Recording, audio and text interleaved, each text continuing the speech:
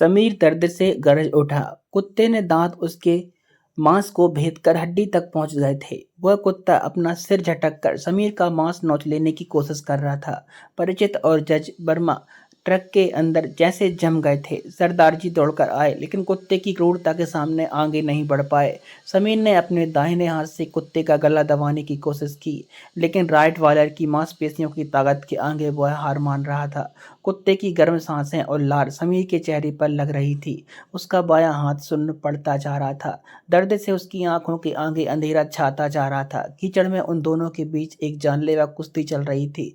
पलक झपकते ही समीर ने अपना दाहिना हाथ जेब में डाला। झटके से फोल्डिंग चाकू बाहर स्नेक 3 इंच लंबा ब्लेड जैसी धार वाला फल समीर ने चाकू ऊपर उठाया। बस एक ही बार कुत्ते की गर्दन की नस काटते ही इस दर्द का अंत हो जाएगा। कुत्ता मर जाएगा और वह आजाद हो जाएगा। समीर का चाकू कुत्ते की गर्दन के पास नीचे आया, लेकिन अचानक समीर रुक गया। उसने कुत्ते की खूंखार आंखों में देखा। वह तो सिर्फ एक बेजुबान जीव है। यह तो बस अपना फर्ज कर रहा है। उसके अंदर राजबीर बंसल जैसी कोई गंदी राजनीति नहीं है। वह इस कुत्ते के लिए सिर्फ एक घुसपैठिया है।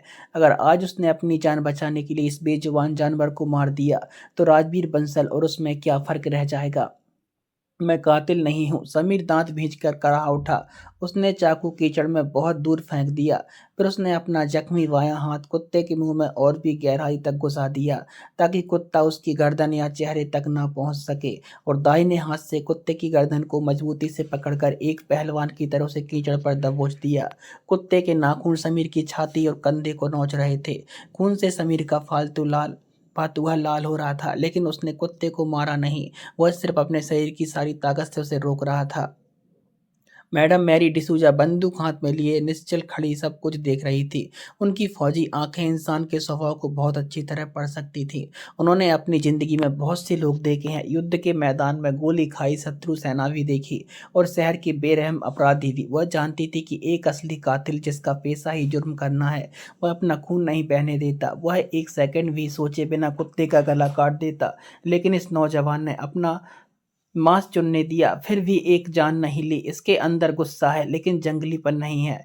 मैरी ने जेब से एक धातु की सीटी निकालकर जोर से बजाई। कुत्ता चौंक कर समीर का हाथ छोड़ दिया और चुपचाप पैर मैरी के पैरों के पास जाकर बैठ गया। समीर कीचड़ में पड़ा हाँफ रहा था। उसके बाएं हाथ से झरझर खून बह रहा था। बारिश का पानी उस खून को धोकर कीचड़ में मिला रहा था। मैरी ने बंदूक कंधे पर टांग ली, फिर समीर की आंखों में देखकर बहुत शांत और बर्फ जैसी ठंडी आवाज में कहा, अंदर लाओ, लेकिन याद रखना, लड़के के बचने की उम्मीद सिर्फ 5% है। ट्रक का डाला खोलकर सबने जल्दी से कपिल को सहारा देकर उतारा। मैरी उन्हें रास्ता दिखाते हुए बंगले के अंदर ले गई। अंदर एक काफी बड़ा पुराना खाने का कमरा था। सिर के ऊपर 100 वाट का एक पीला बल्ब जल रहा था। वोल्टेज कम होने की वजह से उसकी रोशनी कांप रही थी। कमरे की हवा में फिनाइल, पुरानी लकड़ी और एक अजीब सी सीरन भरी घुटन मारी वाली गंध थी। मैरी ने बीच में रखी विशाल मोहगनी की लकड़ी की खाने की मेज की तरफ इशारा किया। वहां लिटाओ। कपिल को मेज पर लिटा दिया गया। जज वर्मा हाँफ रहे थे। उनकी उम्र हो चुकी थी। वह शारीरिक मेहनत उनके लिए बहुत ज्यादा थी। समीर ने अपने जख्मी हाथ को एक गमछे से कसकर बांध लिया। अपने दर्द की तरफ देखने का वक्त अभी उसके पास नहीं था। मैरी ने एक कांच की अलमारी से कुछ सामान निकाला। उन्होंने तेजी से एक ऑपरेशन वाली कैंची से कपिल की खून से सनी कमीज और पुरानी पट्टी काट दी। घाव खुलते ही जज वर्मा और कमल ने अपनी नजरें फेर लीं। नजारा वाकई बहुत बुरा था। गोली लगने की जगह काली पड़ गई थी। चारों तरफ की जगह सूजकर सुर्ख लाल हो गई थी, और वहां से लगातार पीला मवाद और कालापन लिया हुआ खून निकल रहा था। कपिल का शरीर आग की तरह गर्म था। 104 डिग्री बुखार में वह बड़बड़ा रहा था। मेरी ने रिफिल स्पिरिट की बोतल खोली, भिगाई हुई और घाव को ऊपर से साफ करने की कोशिश की। फिर बहुत पास के घाव की गंध सूंघी। उनके माथे पर गहरी चिंता की लकीरें पड़ गईं। उन्होंने मुंह उठाकर समीर की तरफ देखा। तुमने कहा था कि मझधार में किसी कंपाउंडर के गोली निकलनी थी, है ना?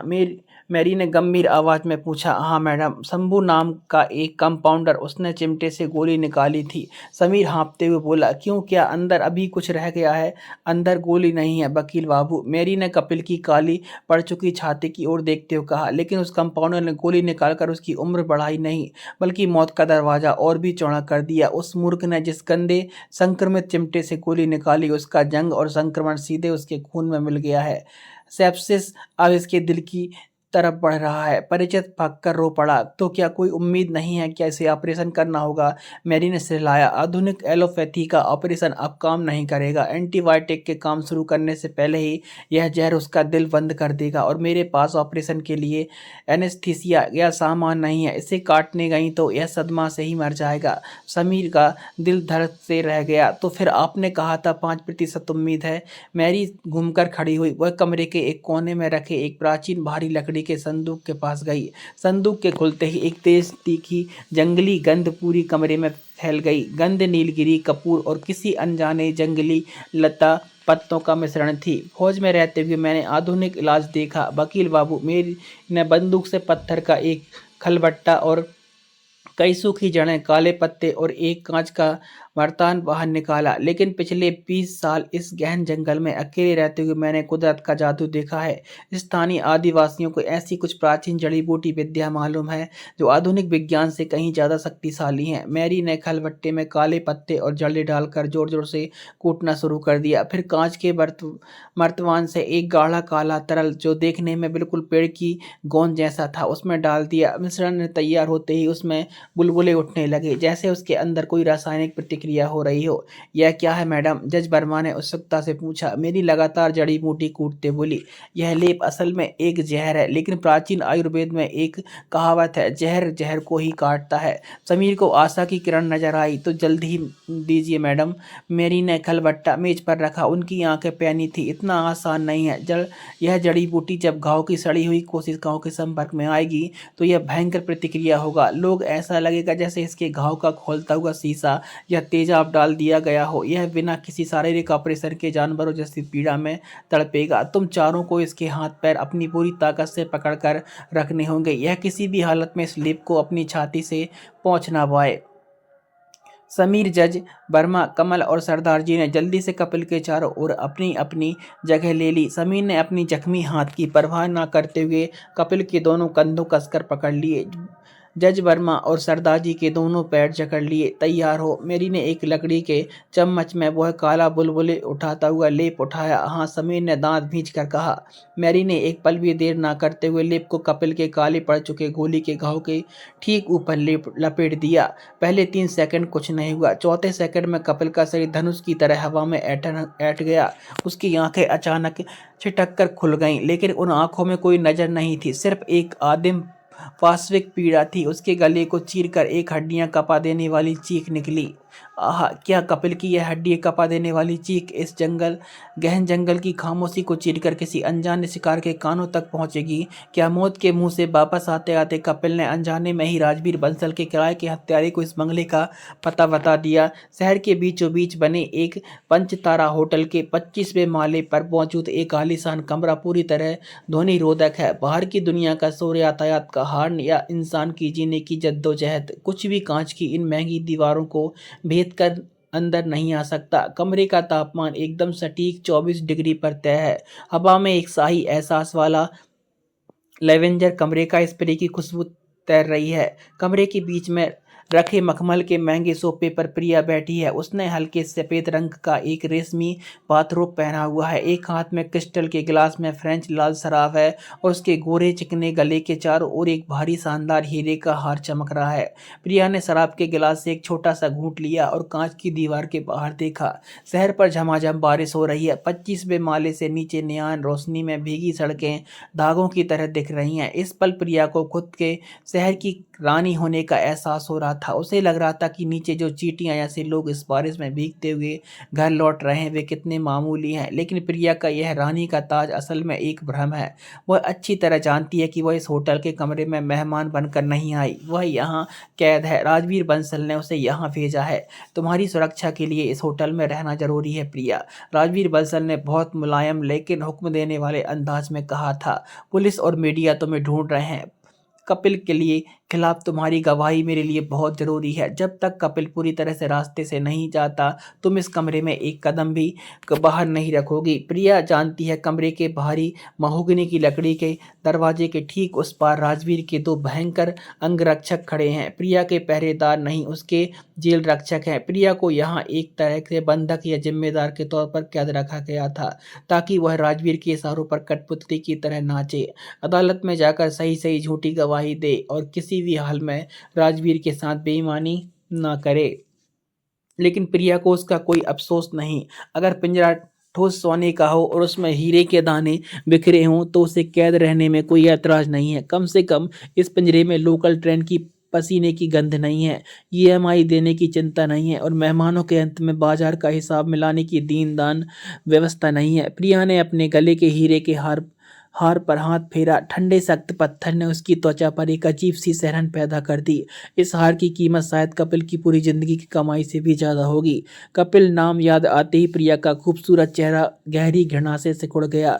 पिछले 5 साल कपिल के साथ बिताई जिंदगी अब उसके एक गंदा बुरा सपना लगती है। प्रिया के दिल में उन कम कमाने वाले मध्यम वर्गीय पुरुषों के लिए एक अजीब गहरी नफरत है। कपिल जैसे मर्द प्यार की बड़ी बड़ी बातें करते हैं लेकिन उनकी जेब में छेद होता है। प्रिया को याद है कि शादी के बाद शुरुआती दिनों में कपिल उसे बस में बिठाकर सिनेमा दिखाने ले जाता था। कपिल के बदन से आती उस सस्ते डिओड्रेंट और दिन भर के पसीने की गंध से प्रिया को उल्टी जैसा लगता था। पसीने की 25 तारीख के बाद कपिल का चेहरा फक पड़ जाता था और माँ बाप की दवाइयों का खर्च, फ्लैट की ईएमआई और बाजार की सूची, यह सभी हिसाब करते करते कपिल की आंखों में जो थकान उतर आती थी उसे देखकर प्रिया को कभी तरस नहीं आया बल्कि और ज्यादा घिन आती थी। अयोग्य नाकारा मर्द, प्रिया मन ही मन बिफर पड़ी। अगर कोई मर्द अपनी पत्नी को महीने में कुछ लाख की खरीदारी नहीं करा सकता, साल में 2 बार विदेश घुमाने नहीं ले जा सकता, तो उसके मर्द होने का अहंकार किस बात का। सिर्फ ईमानदारी और प्यार से क्या होता है? क्या प्यार को ओढ़ा पहना जा सकता है? क्या प्यार से समाज की उच्च वर्ग पार्टियों से रुतबा खरीदा जा सकता है? प्रिया का अटूट विश्वास है कि कपिल जैसे मर्द गुलामी करने के लिए पैदा ही हुए हैं। वे सारी जिंदगी दूसरों की सेवा टहल करेंगे और अपनी इस नाकामी को ईमानदारी और मध्यम वर्ग मूल्य के लिफाफे में ढक कर रखेंगे। प्रिया अपनी खूबसूरती और जवानी को ऐसे किसी भिखारी के घर संसार छाड़ने देने को राजी नहीं थी। इसलिए जब राजवीर बंसल ने उसे प्रस्ताव दिया तो प्रिया ने एक सेकंड भी नहीं सोचा। कपिल को फंसाना कितना आसान था। समाज और कानून को औरतों के आंसू देखना कितना पसंद है। थाने में जाकर बस कुछ बूंद झूठे आंसू, अपने ब्लाउज की आस्तीन थोड़ी फाड़ देना और एकदम सही अभिनय के साथ कहना, मेरा पति मुझे रोज रात को पैसे के लिए मारता पीटता है। बस पुलिस के एक पल के लिए भी कपिल की बात पर यकीन नहीं किया। एक ईमानदार मेहनती इंसान जो अपनी पत्नी से रानी की तरह प्यार करता था, उसे झूठे घरेलू हिंसा के मामले में कुत्ते की तरह मारकर हवालात में डाल दिया गया। प्रिया का दिल जरा भी नहीं कांपा, बल्कि जब पुलिस कपिल को हथकड़ी पहना कर ले जा रही थी और कपिल ने बेबसी भरी आंखों से प्रिया की तरफ देखकर कहा था, क्यों किया प्रिया, मैं तो तुम्हें जिंदगी से भी ज्यादा। तब प्रिया को सिर्फ हंसी आ रही थी। टप टप टप बाहर बारिश अचानक तेज हो गई। कांच पर पानी की बड़ी बड़ी बूंदें टकरा रही थीं। बारिश की इस आवाज ने प्रिया के अवचेतन मन में एक पुरानी याद को खींच निकाला। उनकी दूसरी शादी की सालगिरह। उस दिन भी ठीक ऐसे ही बारिश हो रही थी। कपिल की जेब में किसी महंगे रेस्टोरेंट जाने के पैसे नहीं थे। वह प्रिया को अपने टूटे फूटे स्कूटर पर बैठाकर गंगा किनारे ले गया था। दोनों बारिश में पूरी तरह भीग गए थे। कपिल एक प्लास्टिक की छावनी के नीचे खड़ा मिट्टी के कुल्हड़ में 2 रुपए की चाय लेकर प्रिया की ओर बढ़ा। कपिल के बालों से बारिश का पानी टपक रहा था लेकिन उसके चेहरे पर एक मासूम चौड़ी मुस्कान थी। देखो प्रिया, हमारी सालगिरह मनाना है कि आज आसमान भी कैसे बारिश बनकर उतर आया है। कपिल ने प्रिया का हाथ कसकर पकड़ते हुए कहा। कपिल को बारिश में भीगना बहुत पसंद था। वह छोटी मोटी चीजों में भी खुशियां ढूंढता था। उसके उस स्पर्श में कोई खोट नहीं थी, कोई फरेब नहीं था। आज इस पंचतारा होटल के नर्म सोफे पर बैठकर लाल शराब का गिलास हाथ में लिए प्रिया को अचानक ख्याल आया, क्या कपिल जिंदा है। राजवीर के आदमी ने बताया था कि अदालत ने भागते वक्त कपिल के सीने में गोली लगी है। वह किसी अंधेरे जंगल में मौत से पंजा लड़ रहा है। शायद अब तक उसका शरीर सड़कर किसी नाली में पड़ा हो। इस बारिश की रात में जब उसका शरीर शायद बुखार और दर्द से नीला पड़ रहा होगा, तब भी क्या वह प्रिया के बारे में सोच रहा होगा? अचानक ही प्रिया के दिल में अपराध बोध का एक महीन धागा सिर उठाने की कोशिश करने लगा। वह आदमी सच में उसे पागलों की तरह प्यार करता था। अपने खून की आखिरी बूंद तक वह प्रिया को खुश रखना चाहता था। लेकिन नहीं, प्रिया ने सिर झटक कर इस कमजोर ख्याल को एक झटके से दूर कर दिया। उसने शराब का गिलास मेज पर रख दिया। सोफे से उठकर वह धीरे धीरे कमरे के कोने में रखी पढ़ने की मेज की ओर बढ़ी। वहां एक चमड़े के फोल्डर के ऊपर एक चेक रखा था। राजवीर बंसल का हस्ताक्षर किया हुआ एक कोरा चेक, ब्लैंक चेक। यही चेक उसकी बेईमानी का सबसे बड़ा इनाम है। कपिल नाम के एक जीते जागते ईमानदार इंसान को कसाई खाने में बेच देने की कीमत। प्रिया ने चेक हाथ में उठा लिया। कागज का खुदरा स्पर्श उसकी नसों में लालच की एक जबरदस्त उत्तेजना दौड़ा गया। उसने अपने गोरे गले में पड़े हीरे के हार के ठंडे पत्थर को फिर से छुआ। कहा कपिल की वह मिट्टी के कुल्हड़ की 2 रुपए की चाय, और कहा यह कोरा चेक। प्रिया के होठों पर एक क्रूर पैशाचिक हंसी उभर आई। अपराध बोध? कैसा अपराध बोध? प्रकृति में जो शक्तिशाली है वही जीते हैं। कमजोर लोग पैरों तले कुचले जाने के लिए ही पैदा होते हैं। कपिल एक कमजोर, भावुक, बेवकूफ लड़का था। उसका यही अंजाम होना चाहिए। प्रिया चेक हाथ में लिए कांच की खिड़की के सामने आ खड़ी हुई। बाहर शहर की नियान रोशनी और बारिश का पानी मिलकर एक हो गए थे। कांच पर प्रिया का अपना प्रतिबिंब उभर आया है। उस प्रतिबिंब की आंखों में झांकते हुए प्रिया ने एकदम ठंडी, बेरहम आवाज में कहा, प्यार से पेट नहीं भरता कपिल, तुम एक हारा हुआ इंसान थे। मध्यम वर्गीय पुरुषों के प्रति प्रिया की भयानक नफरत क्या आखिरकार उसे एक ऐसे अंधेरे में धकेल देगी जहां लौटने का कोई रास्ता नहीं होगा। जो राजवीर बंसल अपने मतलब के लिए एक पूरे परिवार को जिंदा जला सकता है, क्या वह सच में प्रिया को 1 करोड़ रुपए का चेक हजम करने देगा? कपिल की वह हड्डियां कपा देने वाली पाशविक चीख गहन जंगल की गीली हवा में घुल जाने के बाद बंगले के विशाल डाइनिंग हॉल में एक अजीब घुटन भरा सन्नाटा छा गया। बाहर की रफ्तार हो गई थी। अब सिर्फ छत की पुरानी टिन पर टूप टाप गिरती बूंदों की आवाज सुनाई दे रही थी। कमरे के अंदर मौजूद लोगों की सांसें अभी तक सामान्य नहीं हुई थी। वह भयानक लेप कपिल की छाती से सारा मवाद और सेप्टिक जहर खींच निकालने के बाद कपिल अब गहरी नींद में डूब चुका था। उसकी छाती अब धोंकने की तरह नहीं चल रही थी। 10 मिनट के उस नारकीय संघर्ष के बाद सबने बदन से पसीना निचोड़ रहा था। जस्टिस वर्मा एक पुरानी लकड़ी की कुर्सी पर धप से बैठ गए और हाँफने लगे। उनके दोनों हाथ अभी भी थर थर कांप रहे थे। समीर आपने कुत्ते काटे हुए खूनी हाथ को दबाए हुए समीर के सहारे नीचे जमीन पर बैठ गया था। सरदार जी और कमल भी थकान से फर्श पर बैठ चुके थे। सिर्फ श्रीमती मेरी डिसूजा एक गीले कपड़े से मेज पर लगे खून और जहरीले लेप के निशान साफ कर रही थी। अचानक डाइनिंग हॉल के अधखुले लकड़ी के दरवाजे के पास एक हल्की सी आवाज आई, खस खस। यह आवाज किसी जानवर की नहीं बल्कि इंसान के कदमों की थी। कोई नंगे पैर फर्श पर चलता हुआ दरवाजे के उस पार आकर खड़ा हो गया था। समीर की नसें पल भर में फिर से तन गईं। उसने अपने शरीर की सारी थकान और हाथ के दर्द को नज़रअंदाज करते हुए स्प्रिंग की तरह उछलकर खड़े हो गया। उसका दाहिना हाथ अपनी जेब में रखे फोल्डिंग चाकू के हैंडल पर चला गया। कौन है वहाँ? समीर की आवाज़ टूटी हुई थी, लेकिन उसमें खतरे का अलार्म साफ था। जस्टिस वर्मा और सरदार जी ने भी दरवाजे की तरफ देखा। खूब अंधेरी गलियारों के एक परछाई और धीरे धीरे डाइनिंग हॉल के इस टिमटिमाते पीले उजाले के दायरे में दाखिल हुई। समीर चाकू निकालने ही वाला था कि तभी श्रीमती मेरी डिसूजा ने बहुत शांत लेकिन दृढ़ आवाज में कहा, चाकू अंदर रखो, वो मेरा बेटा है। समीर ठिठक गया। जस्टिस वर्मा के माथे पर सिलवटें पड़ गईं। बेटा? इस गहन जंगल में सभ्य समाज से इतनी दूर इस 70 साल की सेवानिवृत्त नर्स का बेटा? दरवाजे के पास आकर खड़े उस शख्स को देखकर सबकी आंखों की नजर बदल गई।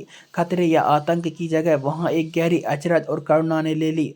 लड़के की उम्र ज्यादा से ज्यादा 22 या 23 साल होगी, लेकिन उसके शारीरिक गहन को देखकर यह अंदाजा लगाना मुश्किल था। एक दुबला पतला बीमार सा शरीर, त्वचा का रंग पीला पड़ चुका था। उसने ढीली ढाली पुरानी कमीज और पैंट पहन रखी थी। सिर के बाल उजले हुए थे, शायद कई दिनों से कंघी नहीं की थी। लेकिन सबसे ज्यादा ध्यान खींच रही थी लड़के की आंखें। उन आंखों में कोई ठहराव नहीं था। वहाँ एक आदिम अंतहीन आतंक से घर बना लिया था।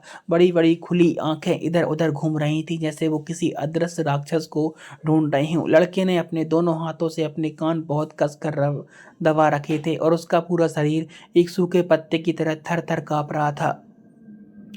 मैरी ने हाथ का खून सना कपड़ा मेज पर फेंका और तेजी से लड़के के पास गई। उसके चेहरे की वह खौफी शक्ति, वह रूखापन कहीं जादू की तरह गायब हो गया था। वह एक स्नेहमयी माँ की तरह चिंता भर आई थी। अमान, मेरी बात सुनो, शांत हो जाओ बेटा। मैंने लड़के के कंधे पर हाथ रखा, लेकिन वह लड़का अमान मेरी एक का स्पर्श पाकर और भी ज्यादा सिमट गया। उसने कानों से हाथ हटाए बिना ही एक दबी हुई करारती आवाज में कहा, आवाज, वो लोग फिर से चिल्ला रहे हैं माँ, वो लोग मुझे मारेंगे। मैंने कुछ नहीं किया, मैंने उनकी तरफ नहीं देखा। उसने कहो मुझे छोड़ दे। मेरी समझ गई कि क्या हुआ है। कपिल ने दर्द में जो हड्डियां कपा देने वाली चीख मारी थी, वह दूसरी मंजिल के कमरे में सो रहे अमान के कानों तक पहुंच गई थी। और उस एक चीख ने अमान के अवचेतन मन का बंद दरवाजा तोड़कर चकनाचूर कर दिया था। उसका अतीत, उसका सदमा फिर से उसके सामने जिंदा हो उठा था। कोई नहीं चिल्ला रहा। अमान, मैरी ने अमान के दोनों हाथों से बहुत नरमी से पकड़कर उसके कानों से हटाया। फिर उसने सीने से लगाकर उसकी पीठ सहलाने लगी। वो एक मरीज था बेटा, उसे बहुत तकलीफ हो रही है, इसलिए रो रहा था। कोई तुम्हें कुछ नहीं करेगा, मैं हूं ना तुम्हारी मेरी माँ, तुम्हें कोई छू भी नहीं सकता। मेरी के सीने की गर्माहट और जानी पहचानी शांत आवाज ने अमान की कपकपी हो थोड़ी कम हुई। उसने डरी हुई आंखों से एक बार मेज पर लेटे कपिल की तरफ देखा, फिर समीर और बाकियों की ओर। उसकी आंखों में कोई भाव नहीं था, सिर्फ एक खालीपन। वह मैरी की कमीज का एक कोना बच्चों की तरह कसकर पकड़े रखा था। जस्टिस वर्मा अपनी जगह से उठकर आगे आए। उनकी आवाज में गहरी सहानुभूति थी। मैम, ये आपका बेटा है। आपने तो कहा था कि आपके पति से सीमा पर शहीद होने के बाद आप यहाँ अकेली रहती हैं। मैरी अमान को ले जाकर डाइनिंग हॉल के एक कोने में रखी पुरानी आराम कुर्सी पर बैठा देती है। उसे पानी का गिलास थमाकर मैरी जस्टिस वर्मा की ओर मुड़ी। उनकी आंखों में फिर से वही शक्ति लौट आई, लेकिन इस बार वह शक्ति किसी इंसान पर गुस्से की वजह से नहीं, बल्कि एक सड़े हुए दीमक लगे समाज के प्रति तीव्र घृणा के कारण थी। अमान मेरी अपनी कोख का बच्चा नहीं है जज साहब, मेरी ने एक लंबी सांस छोड़कर कहा। मैंने इसे आज से 4 साल पहले राजमार्ग के किनारे एक कूड़ेदान के पास से उठाया था। वो अब कुत्तों का जूठा किया हुआ खाना खा रहा था। उसके बदन पर कोई कपड़ा नहीं था, पीठ सिगरेट से जलने और चमड़े के बेल्ट के मारने के निशानों से भरी थी। इसको ये दिमाग, मेरी ने अपनी जंगली उंगली अपने माथे पर रखी, पूरी तरह से काम करना बंद कर चुका था। इसे अपना नाम तक याद नहीं था। समीर ने हैरानी से अमान की तरफ देखा। लड़के के मासूम डरे हुए चेहरे को देखकर यह समझना नामुमकिन था कि वह ऐसा कोई अपराध कर सकता है जिसके लिए उसे कूड़ेदान में फेंक दिया जाए। क्या हुआ था इसके साथ, किसने किया था यह? मैरी ने कुर्सी खींची और बैठ गई। रात के उस सन्नाटे में उसकी आवाज बहुत भारी लग रही थी। अमान जन्म से पागल नहीं था वकील साहब। वो एक आम मध्यम वर्गीय परिवार का बहुत ही होशियार लेकिन बेहद शर्मीला और शांत स्वभाव का लड़का था। उसके पिता एक कड़े मिजाज के स्कूल अध्यापक थे जो चाहते थे कि बेटा बड़ा होकर बहुत बड़ा आदमी बने। अमान को चित्रकारी का बहुत शौक था। वो नम्रभाषी था। उसने कभी किसी से ऊंची आवाज में बात नहीं की थी। लड़कियों की आंखों में देखकर बात करने में उसे शर्माती थी। मैरी रुकी। उन्होंने अमान की तरफ देखा जो पानी का गिलास दोनों हाथों में थामे एकटक फर्श को घूर रहा था। और यही सीधा साधा शर्मीला स्वभाव है उसकी जिंदगी का काल बन गया। मैरी ने दांत पीस कर कहा। अमान जब कॉलेज में पहले साल में था तब उसकी कक्षा की कुछ कथाकथित आधुनिक और घमंडी लड़कियों ने उसे अपना सिरसाना बनाया। वे समझ गई थी कि यह लड़का सीधा है, इसकी धमकाना करने पर, इसका मजाक बनाने में यह कोई विरोध नहीं करेगा। पहले उसके चलते फिरने, उसके बोलने के तरीके पर फब्तियां कसना शुरू हुआ, फिर उसके बैग में गंदी चीजें रखना शुरू कर दिया। अमान सब चुपचाप सहता रहा, बस सिर झुकाकर कक्षा से बाहर निकल आया था। समीर का हाथ अपने आप मुट्ठी में बंध गया। जस्टिस वर्मा सन्न होकर सुन रहे थे, लेकिन एक दिन उन लड़कियों ने सारी हदें पार कर दी। मैरी की आवाज अब गुस्से से कांप रही थी। कॉलेज फेस्ट चल रहा था। उन लड़कियों के समूह ने अपमान को जबरदस्ती लगभग धक्का देकर एक खाली कमरे में बंद कर दिया और बाहर से कुंडी लगा दी। कमरे के अंदर उन्होंने अपमान को मानसिक रूप से ऐसी यातना दी जिसे शब्दों में बयां नहीं किया जा सकता। उन्होंने अपनी कमीज फाड़ दी, उसे लड़कियों के कपड़े पहनने पर मजबूर कर दिया और उसी हालत में उसका वीडियो रिकॉर्ड किया। अमान जब रोते रोते उनके पैरों में पकड़कर उसे छोड़ देने की भीख मांग रहा था तब उन्होंने उस पर सिगरेट दागी। हे भगवान! जस्टिस वर्मा सहर उठे। फिर उस बंद कमरे में अंदर अमान के साथ और क्या-क्या हुआ था जिसकी वजह से उसे कूड़ेदान में फेंक दिया गया था? क्या जस्टिस वर्मा इस सड़ी हुई व्यवस्था के खिलाफ जाकर अमान जैसे बेगुनाह लड़कों को इंसाफ दिला पाएंगे? हे भगवान! न्यायाधीश वर्मा सहर उठे। फिर श्रीमती मेरी ने एक कड़वी दर्द भरी मुस्कान दी। जज साहब, इसके बाद की कहानी में इस समाज की सबसे जानी पहचानी कहानी है। इस देश की कानून की सबसे बड़ी खामी, जब अमान उस बंद कमरे के अंदर रोते रोते बचने के लिए दरवाजा पीट रहा था, तब उन लड़कियों को समझ में आया कि मामला बहुत आगे बढ़ गया है। अगर अमान को बाहर जाकर सब बता दिया तो उनकी इज्जत खराब हो जाएगी। इसलिए उन्होंने बचने के लिए ब्रह्मास्त्र का इस्तेमाल किया, जो इस समाज और कानून ने बिना किसी शर्त के उनके हाथों में थमा दिया है। नारी होने का फायदा। श्रीमती मैरी एक पल को रुकी। उनकी आंखें अब जलते हुए अंगारों जैसी थीं। लड़कियों ने अपने ब्लाउज की आस्तीन थोड़ी फाड़ी, अब अस्त व्यस्त किए और दरवाजा खोलकर बाहर आकर चिल्ला चिल्ला कर रोना शुरू कर दिया। उन्होंने पूरे कॉलेज के सामने झूठा इल्जाम लगाया कि अमान उनके साथ जोर जबरदस्ती करने की कोशिश कर रहा था। उसने उनके साथ छेड़छाड़ की। बस समाज, कॉलेज, अधिकारी, पुलिस, किसी को भी फैसला लेने में एक सेकंड नहीं लगा। किसी ने अमान की बात नहीं सुनी। समीर ने अविश्वास भरी आवाज में सुना। कौन सुनता? वकील साहब, श्रीमती मैरी ने पलटकर सवाल किया। समाज में तो यह जानकर ही बैठा कि पुरुष मतलब हमलावर और नारी मतलब देवी शाश्वत पीड़िता। एक लड़का जब रोता है तो समाज सोचता है कि वो नाटक कर रहा है या कायर है, लेकिन जब एक लड़की झूठे आंसू बहाती है तो कोर्ट में लेकर सड़क तक सब अंधे हो जाते हैं। पूरे कॉलेज के लड़कों से मिलकर अमान को जानवर की तरह पीटा और पुलिस के हवाले कर दिया। पुलिस हवालात में 3 दिन तक उस पर अमानवीय भयंकर यातना हुई। उसके पिता ने अपमान और शर्म के मारे उसकी जमानत कराना तो दूर, उल्टे उसे घर से गर्दन पकड़कर बाहर निकाल दिया और कहा, तेरे जैसे बलात्कारी बेटे को तो मर जाना ही चाहिए। कमरे में सन्नाटा छा गया। सन्नाटा बाहर के अंधेरे से भी बहुत ज्यादा भारी था। अमान का नरम संवेदनशील मन यह अपमान, यह नाइंसाफी और शारीरिक अपमान की ओर देखते हुए कहा, उसने अपना मानसिक संतुलन खो दिया था। वह पागल हो गया। जब पुलिस को समझ आया कि लड़के ने अपना मानसिक संतुलन खो दिया है और अब मामला टिकेगा नहीं, तो उन्होंने झमेले से बचने के लिए उसे आधी रात को राजमार्ग के किनारे कूड़े के ढेर में फेंक दिया। वहीं से मैं उसे उठाकर ले आई। किसी भी चीख सुनकर वह आज भी इसी तरह कानों पर हाथ रखकर कांपने लगा। वह आज भी उस कॉलेज के बंद कमरे के अंदर कैद है। श्रीमती मैरी अपनी बात खत्म करके चुप हो गई। ऐसा लगा जैसे कोई न्यायाधीश वर्मा के सीने को एक तेज आरी से चीर रहा हो। वह अपनी जगह पर और नहीं बैठ सके। धीमे कदमों से लड़खड़ाते हुए वह कमरे के कोने में रखी अमान की आराम कुर्सी के सामने जाकर खड़े हो गए। दोस्तों, आगे की कहानी और ज़्यादा बहुत इंटरेस्टिंग होने वाली है, तो बने रहिए कहानी के नेक्स्ट पार्ट में और चैनल को सब्सक्राइब जरूर कर लीजिएगा। धन्यवाद।